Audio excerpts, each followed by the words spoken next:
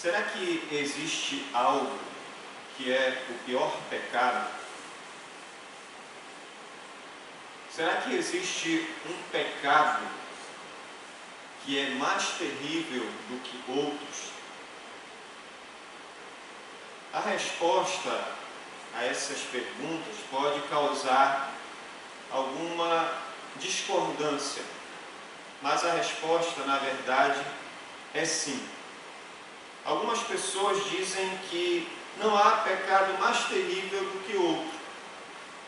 Ou, para outros, elas vão dizer: pecado é pecado, não importa qual seja o pecado que se pratique, tudo é pecado. Mas, de acordo com essa visão, irmãos, o pecado de roubar um bombom é tão grave quanto adulterar. Mas a maioria das pessoas entende que um pecado é mais grave do que o outro. A maioria vai dizer: não, aquele pecado de adultério é muito mais grave do que pegar um pequeno bombom e furtar. Entretanto, meus irmãos, quando nós vamos para a palavra de Deus, para Deus não há comparação entre roubar um bombom e adulterar. Então, sendo assim, qual é o pior pecado? Continuando com as nossas pregações em A Ética dos 10 Mandamentos, nós vamos hoje dirigir a nossa atenção ao terceiro mandamento e procurar entender qual é o pior pecado. Abra novamente a sua Bíblia em Êxodo capítulo 20 e nós vamos ler apenas o versículo 7. Êxodo capítulo 20, e vamos todos juntos, em uníssono, vamos ler o versículo 7 do capítulo 20 de Êxodo. Êxodo capítulo 20, versículo 7. Todos encontraram? Então, leiamos todos juntos. Não tomarás o nome do Senhor teu Deus em vão, porque o Senhor não terá por inocente o que tomar o seu nome em vão. Nós estamos diante de um mandamento em que Deus ele nos orienta como deve ser o nosso relacionamento com Ele. Você deve lembrar que esses 4 primeiros mandamentos, eles falam a respeito do nosso culto a Deus. Não um culto como nós estamos aqui nesta noite, prestando somente, mas o culto no nosso dia a dia, o nosso culto devocional, que é a nossa própria vida. Então, nesses 4 primeiros mandamentos, que estão aqui nos versos 3, 4, 7 e 8, Deus ele nos ensina como nós devemos ter um perfeito relacionamento com Ele. Então, não é diferente nesse versículo que nós acabamos de ler. Não tomarás o nome do Senhor teu Deus em vão. Pensando neste mandamento, irmãos, qual seria a importância do nome de Deus? Nós lemos um versículo como esse, nós lemos esse mandamento e logo nos vem à mente uma interpretação. Mas será que nós paramos para pensar sobre a importância do nome de Deus? Qual a importância deste nome? Para nós, a importância de nomes não é como a dos autores bíblicos.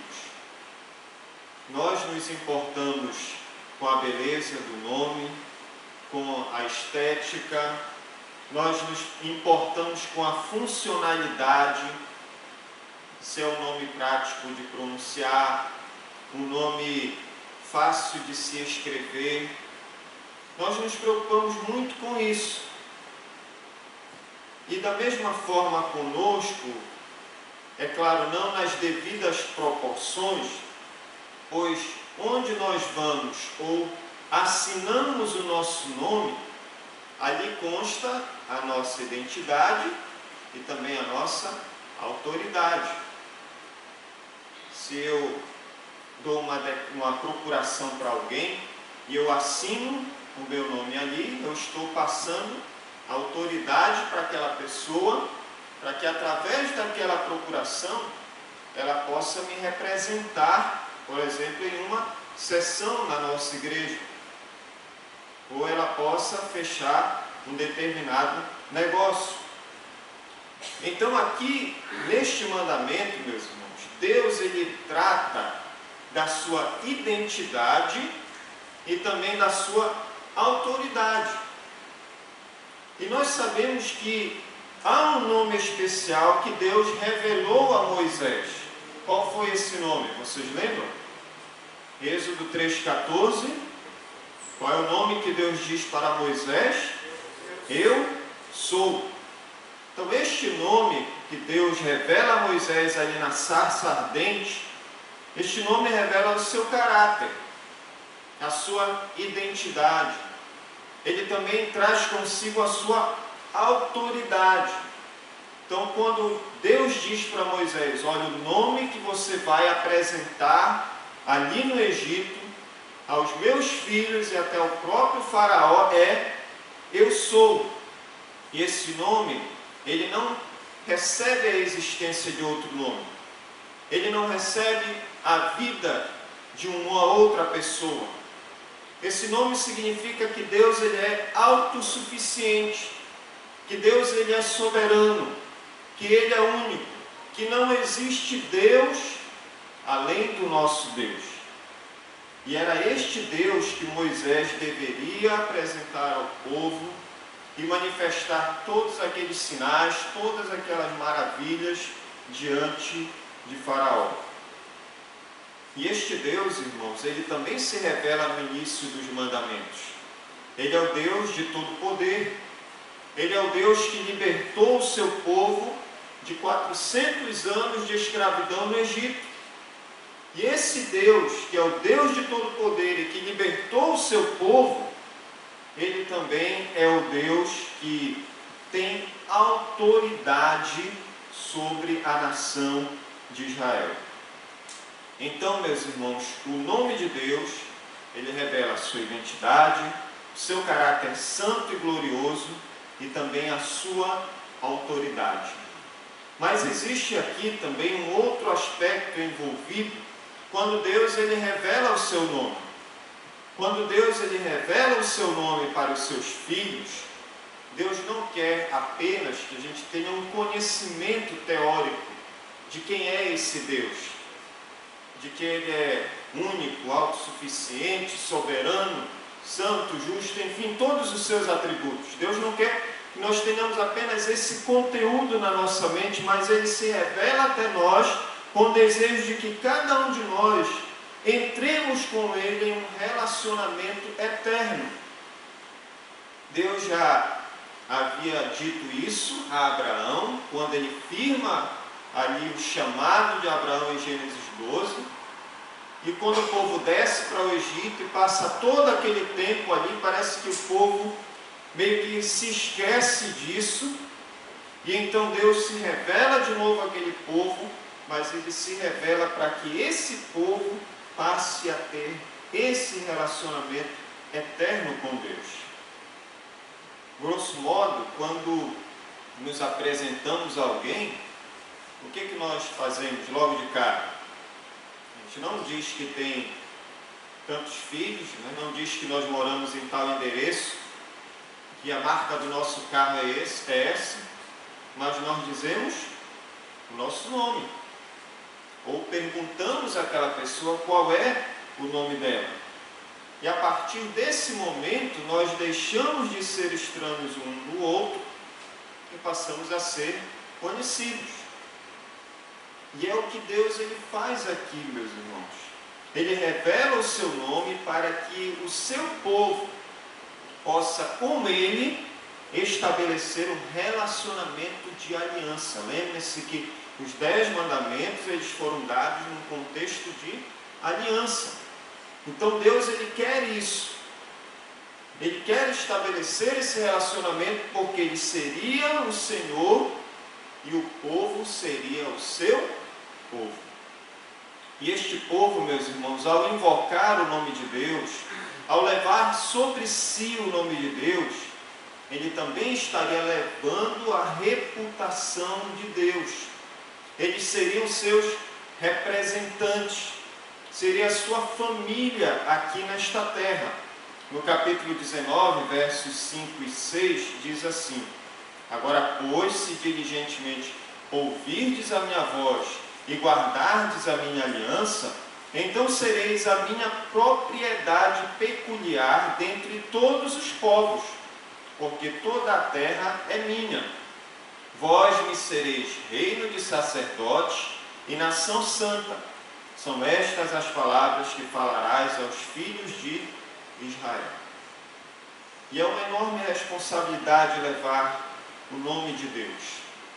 Este nome, meus irmãos, ele carrega o peso da sua glória. Esse nome carrega o seu caráter santo. Esse nome também carrega a sua autoridade. Então, todo aquele que leva o nome do Senhor, o nome de Cristo, ele não está levando um nome qualquer, ele não está levando pouca coisa, mas ele está carregando uma grande bagagem. E isso nos chama a atenção para o fato de que nós não devemos levar este nome de qualquer forma. E também deve nos atentar para o fato de que não é pouca coisa ser servo de Deus e ser o seu representante aqui neste mundo. Então, meus irmãos, visto que o nome de Deus, ele carrega a sua glória, o seu caráter santo, a sua autoridade, qual seria o sentido deste mandamento? Muitos olham para este mandamento e o interpretam da seguinte maneira: eles entendem que o mandamento proíbe dizer o nome de Deus de uma maneira leviana, superficial, como por exemplo: meu Deus, hoje eu tive um dia muito difícil. Ou, pelo amor de Deus. Ou ainda, juro por Deus. Ou então, quando acontece algo muito grave, a pessoa diz: ai meu Deus. As pessoas entendem que essa seria a interpretação deste mandamento. Mas se nós formos interpretar este mandamento dessa maneira, um sério problema será levantado aqui, irmãos.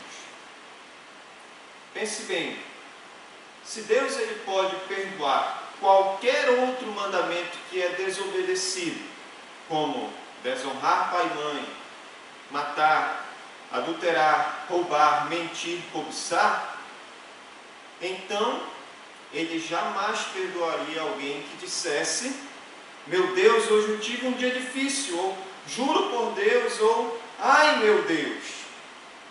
Concordam?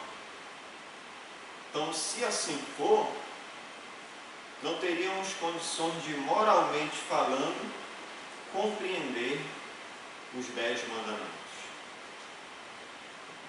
Por isso, olhe mais uma vez para o mandamento comigo: não tomarás o nome do Senhor teu Deus em vão. Na língua hebraica, a língua que foi escrita no Antigo Testamento, não diz não tome o nome do Senhor teu Deus em vão. Mas a tradução ao pé da letra seria: não carregue o nome do teu Deus em vão. Então, o que quer dizer carregar o nome de Deus em vão? Olhe comigo Números, capítulo 6, versos 22 a 27. Números, capítulo 6, versos 22 a 27.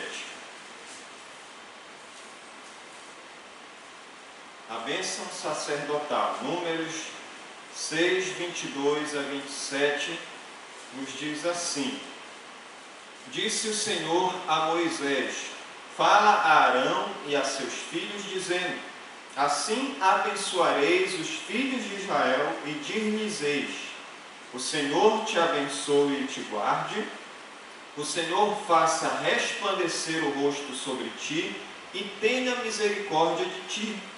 O Senhor sobre ti levante o rosto e te dê a paz. Assim porão o meu nome sobre os filhos de Israel e eu os abençoarei. O sacerdote, irmãos, ele tinha uma grande responsabilidade. Ele levava o nome de Deus e uma chapa em que o nome de Deus estava gravado aqui, essa chapa vinha na sua testa, na sua vestimenta. Ele levava o nome de Deus, mas ele também carregava, melhor dizendo, o nome das tribos de Israel diante de Deus. Isso estava gravado aqui no seu peitoral. E nesse caso aqui, meus irmãos, ele impetrava a bênção sobre os filhos de Israel. Ele representava toda a nação diante de Deus. Então ele impetrava essa bênção aos filhos de Israel. E sobre os filhos de Israel, ele então colocava o nome de Deus. Então todas as vezes que ele fazia isso, acontecia o quê? Uma transferência. O nome dos filhos de Israel, levado diante de Deus pelo sumo sacerdote, ele então é colocado sobre os filhos de Deus. Então agora entenda o que significa carregar o nome de Deus em vão. Se você, meu irmão, minha irmã, é um salvo pela fé, se você é um crente em Jesus Cristo, se você tem plena convicção, certeza da sua salvação, então aonde você for, aonde você estiver, você carrega o nome de Cristo. Você recebeu uma nova identidade, recebeu um novo nome, e o seu nome agora é cristão. Você carrega o nome de Deus. O povo de Israel carregava o nome de Deus sobre os seus ombros. E na bênção, nós também passamos a carregar o nome de Deus aonde nós formos. E esse nome, meus irmãos, cristão, não é apenas um título ou um epíteto, mas inclui o caráter santo e glorioso e a autoridade de Deus revelada para a salvação e a santificação do seu nome, do seu povo. E é pelo nome de Deus, irmãos, que nós somos salvos e pelo nome de Deus nós somos separados. E nós percebemos tudo isso na vida de Jesus. Jesus, ele veio neste mundo por nós e para a nossa salvação, em nome de quem? Em nome do Pai. João 5, 43, 10, 25. Ele viveu para glorificar o nome de Deus.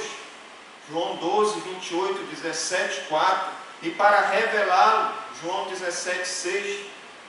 Em nome de Deus, ele havia preservado o seu povo, e naquele mesmo nome, eles seriam guardados eternamente. João capítulo 17, 11 a 12. Então, o nome de Deus, irmãos, posto sobre o seu povo pelo batismo, conforme Mateus 28, 19, seria o nome pelo qual o Espírito Santo viria para confortá-los e ouvir-lhes as orações. João 14, 26, 16, 23. Irmãos, é o nome de Deus que assegura a vida eterna a todos os que creem. João 20, 31. Deus não nos proíbe de carregar o seu nome. O que Ele nos proíbe aqui é de carregar o seu nome para algo vazio, para algo que não esteja de acordo com o seu nome glorioso, o seu caráter santo, a sua autoridade.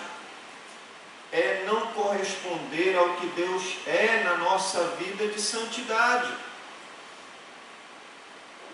Aliás, meus irmãos, Deus ele nos convoca sim a carregar o seu nome. Mas nós temos que carregar esse nome de maneira digna e não indigna. Filipenses 1:27 diz: vivei acima de tudo por modo digno de Cristo Jesus. Nós fomos chamados com essa função de representarmos Deus.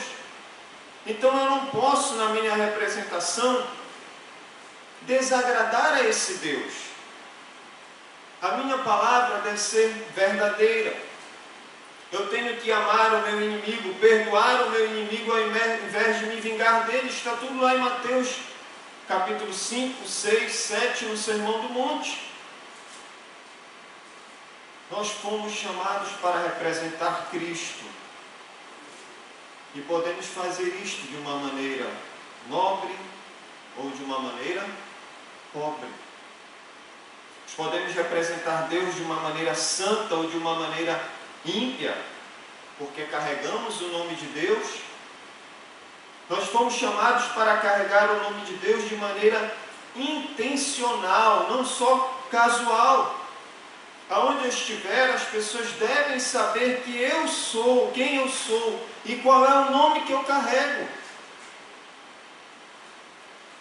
As pessoas devem saber a minha identidade. Eu não devo carregar o nome de Deus de forma hipócrita. Dizer que eu sou de Deus e fazer o contrário da vontade de Deus. Jesus repreendeu seriamente os religiosos da sua época, em Mateus 15, de 1 a 20, porque eles estavam agindo assim. Fomos chamados para carregar o nome de Deus como a vocação da nossa vida, com santa vocação, não como algo sem compromisso, banal, largado, leviano. As palavras de Calvino, elas cabem muito bem aqui, irmãos.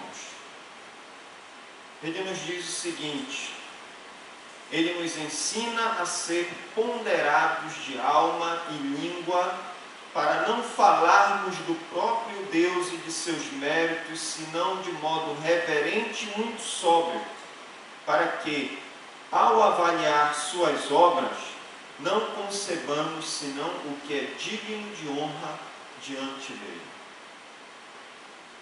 Portanto, irmãos, carregar o nome de Deus em vão nada mais é do que você viver de modo inadequado, você ter uma conduta incoerente com o que Deus é. Estamos diante de um mandamento, irmãos, muito sério. Esse mandamento ele é muito sério porque diz respeito à representatividade de Deus através de nós. Alguém que não teme a Deus e faz o mal, isso não trará descrédito a Deus. Mas eu creio que vai trazer juízo sobre aquela pessoa. Mas quando alguém que teme a Deus e faz o mal, especialmente em nome de Deus, além daquela pessoa estar fazendo o mal, ela está causando grandes danos ao nome de Deus. Exemplos: pregar algo que Deus não mandou em nome de Deus. Dizer que a nossa intuição é a vontade de Deus quando é apenas a vontade humana. Manipular Deus e as pessoas para fins e propósitos humanos. Jurar falso ou fazer um voto e quebrar este voto. Da mesma forma, até aqui no culto, nós podemos chegar aqui, estar fisicamente aqui, mas o nosso coração, o nosso pensamento está longe, está vagando. E nós corremos o risco de estar aqui ofertando um culto hipócrita ao nosso Deus. Isso muitas vezes também pode ser visto através da maneira como eu me comporto, como eu me visto para vir à casa do Senhor, como eu me visto lá fora. Até muitas vezes músicas que são usadas para o louvor a Deus, mas não estão de acordo com aquilo que Deus ele ensina na sua palavra, que não é o nosso caso, graças a Deus. Então, meus irmãos, toda atitude, atividade religiosa que carrega o nome de Deus e que não é feita com sinceridade de coração, ela então quebra esse mandamento. É um esforço arrogante de alguém tentar obter vantagem para si, prostituindo esse nome e pessoas santos, assim invertendo o papel para o qual a pessoa foi posta em comunhão com Deus. Irmãos, a quebra desse mandamento, ela é muito grave, porque o Senhor não terá por inocente o que tomar o seu nome em vão. Atos terroristas que são feitos em nome de Deus, Deus não terá por inocente as pessoas que fizerem isso. Um evangelho que prega, uma igreja que prega um outro evangelho que não é esse evangelho sobre o nome de Deus, Deus não terá por inocente essas pessoas.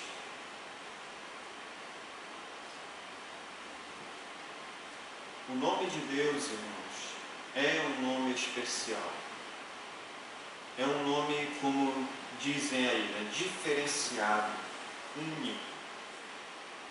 Esse nome não pode ser usado em vão. Por isso, dirijo-me a você que é crente. Você deve ter um senso de honra vinculado ao nome de Deus, que caracteriza uma vida de santidade e adoração de maneira genuína.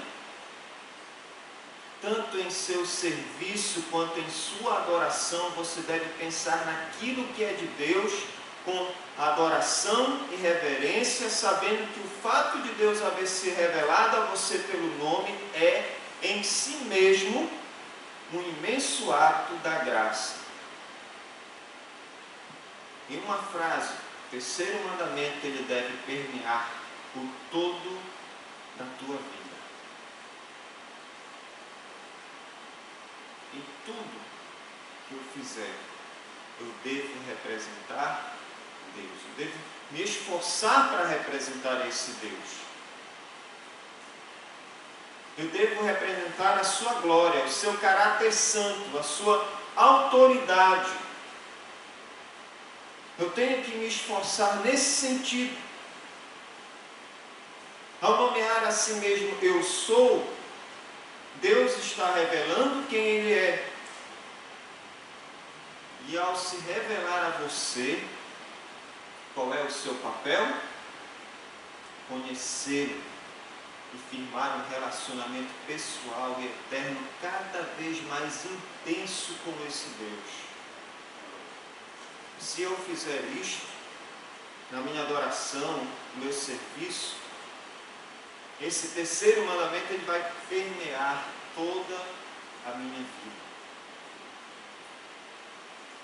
Meus irmãos, viver de acordo com esse mandamento é reconhecer e confessar que Deus merece a mais alta honra, que Ele nos separou ao pôr o seu nome sobre nós,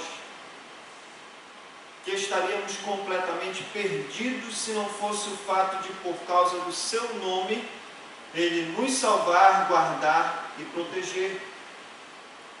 Portanto, viva segundo o exemplo de Jesus, glorificando a Deus em tudo aqui neste mundo.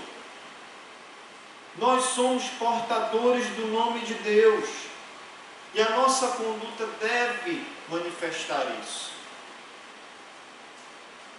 Nós temos que ter essa responsabilidade dependente. É algo que cabe a nós fazermos, mas nós também temos que nos submeter ao poder do Espírito Santo, para que em tudo eu venha adorar, servir a esse Deus, glorificar, demonstrar o meu interesse em conhecer mais Ele, honrá-lo em todas as coisas. Mas dirijo-me a você que não é um cristão. Talvez você tenha percebido que viver neste mundo caído não é fácil. É enfadonho, é exaustivo, é complicado. Você luta contra o seu próprio coração, você luta contra as suas inclinações, contra os seus desejos para o mal, contra muitas vezes as disfunções de relacionamentos e as injustiças do mundo acabam consumindo todas as tuas forças. Nós olhamos para um lado, olhamos para o outro e concluímos que tudo parece conspirar para que a nossa vida não alcance o alvo que é a glória de Deus. Parece que tudo está conspirando para que não seja o que Deus Ele planejou. E aí a gente começa a se desesperar, nós começamos a ficar aflitos, angustiados, ansiosos, e os nossos olhos eles começam a percorrer na busca de socorro. E aí você pergunta onde encontrar socorro. O socorro está aqui, diante dos teus olhos. O socorro está aqui neste Deus, cujo nome não deve ser levado em vão, te convida para entrar em um relacionamento eterno com Ele. Você pode conhecer esse Deus, você pode honrar esse Deus, servir a esse Deus, adorar a esse Deus de maneira digna através do seu Filho Jesus e achar descanso para a tua alma. Ele diz: vinde a mim todos os que estão cansados e sobrecarregados, e eu vos aliviarei. Ele te convida hoje a isso. Ele te convida a mudar a tua vida. Ele te chama para viver através desse mandamento. Viver uma nova vida, uma vida que te traga sentido, esperança, a verdadeira felicidade. Através daquele que é o único capaz de te dar a verdadeira felicidade, que é Cristo, pelo perdão que Ele te concede ali na cruz do Calvário. Considere esse convite hoje que Deus está fazendo ao seu coração, de te chamar para entrar nesse relacionamento com Ele. De verdadeiramente você se arrepender dos seus pecados, de você confessar os teus pecados a Deus e clamar pela sua graça, pelo seu perdão, que Ele pode nesse momento mudar a tua vida.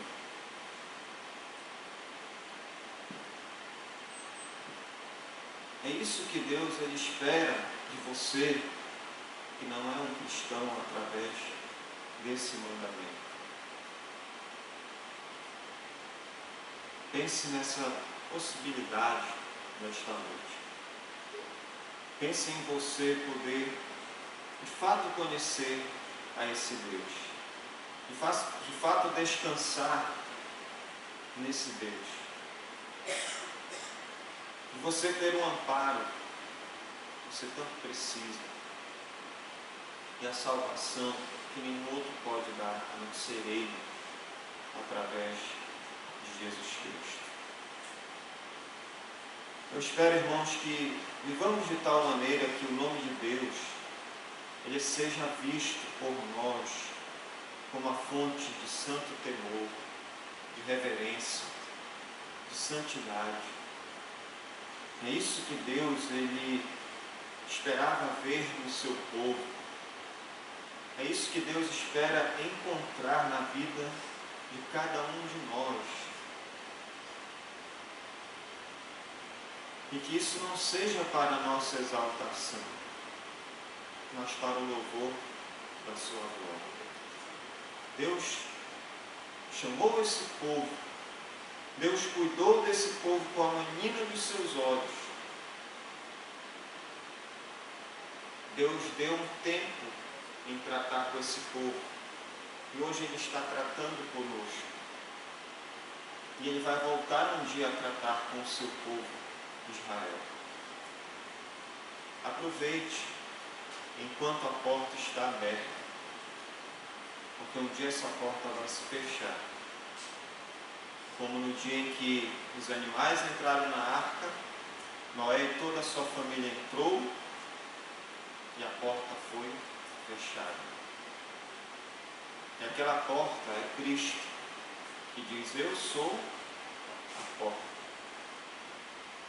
Mas aquela porta um dia também vai se fechar.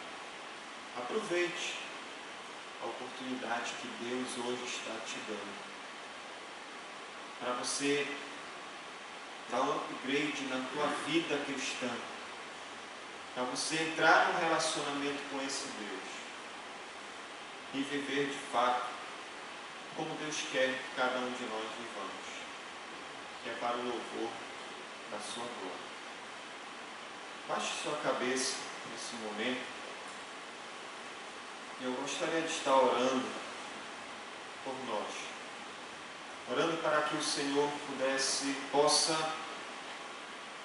nos ajudar, que através da compreensão desse mandamento, que de fato ele significa, nós possamos de fato viver como Ele espera que cada um de nós vivamos. Vamos orar. Senhor Deus, nós te agradecemos pelo Teu Santo Espírito que abre os nossos olhos para compreender as verdades da Tua Palavra. Agradecemos, ó Deus, por ter falado ao nosso coração nesta noite. Agradecemos pelo entendimento deste mandamento que é tão importante para nós, Teus filhos, sermos fiéis representantes de Deus aqui neste mundo. Senhor, eu peço por aqueles que estão aqui, que têm a vida nas Tuas mãos, que já confessaram Cristo como seu Senhor e Salvador. Meu Deus, que a vida desses irmãos e irmãs seja permeada por este terceiro mandamento, Deus. Que todo o seu serviço, a sua adoração, sejam vividas, ó Deus, para glorificar o Teu nome. Que haja, Deus, para isso, a busca por um mais profundo relacionamento com o Senhor, com um desejo cada vez maior de conhecê-lo, de se entregar a Ele, de viver na dependência desse Deus, de ter a sua mente renovada, transformada, mergulhada no Evangelho. Ó Deus, que tudo isso também venha se traduzir em uma vida de santidade, uma vida que carregue o Teu caráter santo, glorioso, a Tua autoridade, Senhor. Ó Deus, nos abençoa, para que através do entendimento desse mandamento, a vida tenha sabor, tenha sentido, tenha propósito, que é o louvor da Tua glória, Pai. É isso que o Senhor deseja ver no meio do Teu povo, a manifestação da Tua glória, para o louvor da Tua glória. Também peço, Senhor, para aqueles que estão entre nós, que ainda não entregaram a vida a Jesus. Meu Deus, que o Teu Santo Espírito possa convencê-los, ó Deus, da necessidade que eles têm de que o entendimento de quem Tu és é também a manifestação do Teu amor, da Tua graça, da Tua misericórdia, do perdão que o Senhor tem para oferecer a todo aquele que crê em Cristo e assim receber a verdadeira felicidade e fazer com que a sua vida, ó Deus, venha a manifestar o propósito para o qual o Senhor de fato deseja ver nessas vidas também, que é o louvor da Tua glória. Ó Deus, quebranta corações nesta noite. Conduz almas ao arrependimento, Senhor, à confissão dos pecados, a crer em Cristo como seu Senhor e Salvador. Ó Deus, nós Te louvamos pela santidade da Tua palavra. Te louvamos, ó Deus, porque ela é a perfeita lei na qual todo homem deve andar. Ajuda-nos, ó Deus. Nós somos débeis, nós somos fracos, nós somos carentes, ó Senhor, da Tua graça, por isso nos ajuda para que esse mandamento seja uma realidade em nossas vidas. Ó Pai, continue abençoando este culto.